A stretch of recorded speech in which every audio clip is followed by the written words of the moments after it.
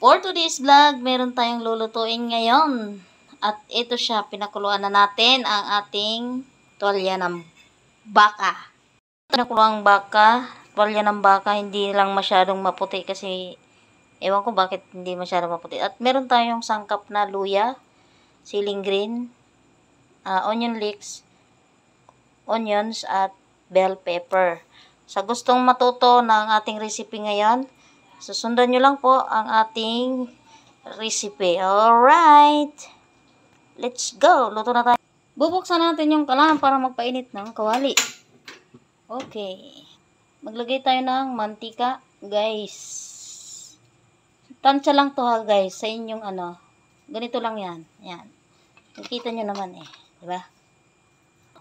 So yun guys, magsisimula na tayo. Ilalagay natin yung mga sangkap natin na mayroon tayong sangkap na bawang, onion leeks, siling green at meron tayong bell pepper at luya at saka sibuyas, onions yan. So tara, let's go.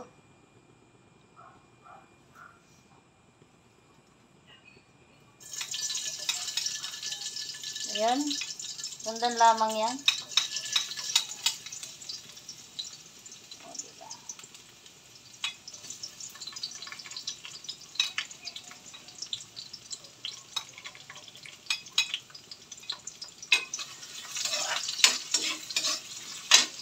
So, ginisa lang muna natin yung bawang, sibuyas, at luya. So, meron tayo ditong beef cubes. Kaunti lang lagay natin kasi medyo, baka para hindi mag-alat.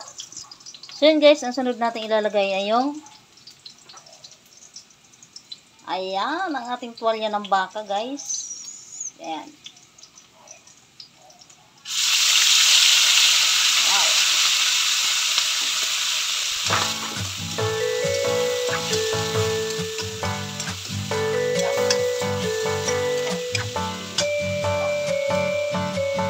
Yan guys ay malambot na.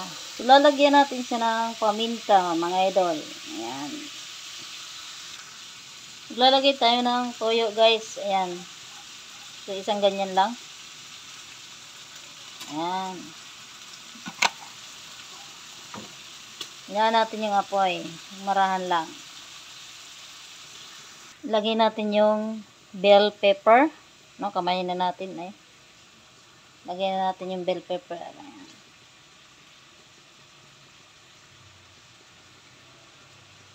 Yan, guys.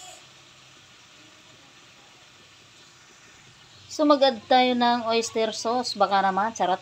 So, magdagdag tayo ng oyster sauce, no? Pampasarap kasi to guys. So, ito na nga yung oyster. So, kung wala kayong oyster sauce, pwede naman asukal ang ilagay nyo, guys, ha? Half spoon sugar lang. So, yan. Lagay na natin.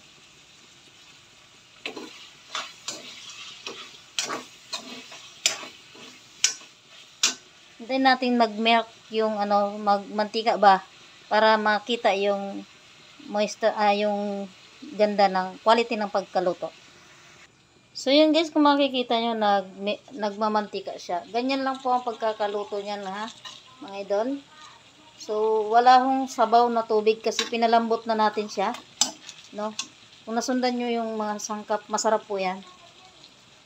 So, lagyan natin siya ng konting patis, guys. Baka naman.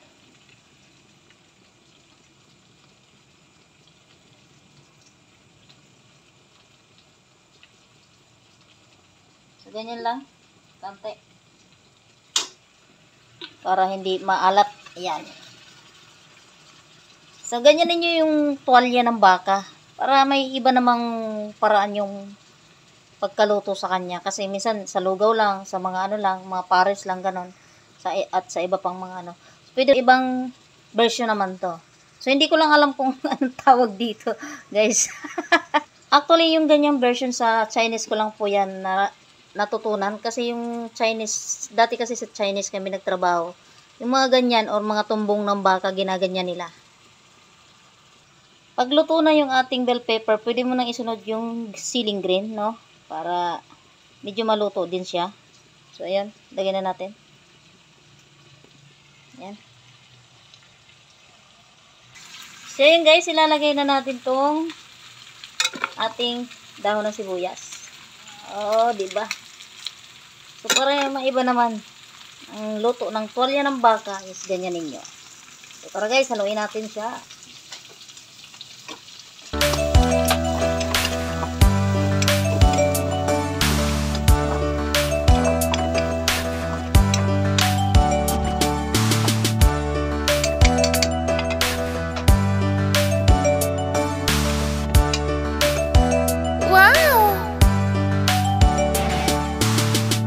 Guys, ang ating nilutong ulam.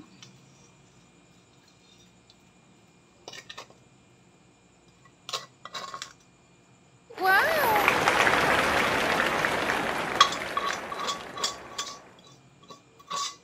Ayan.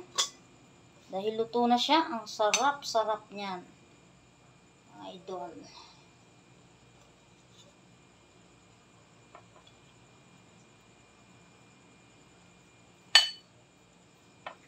Malambot na malambot. Tcharan! Luto na. Nausok pa.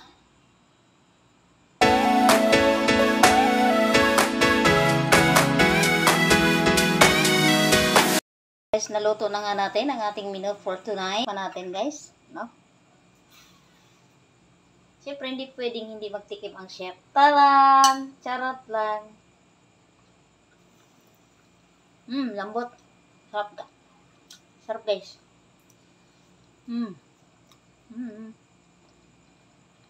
Bye-bye. Dito na lang.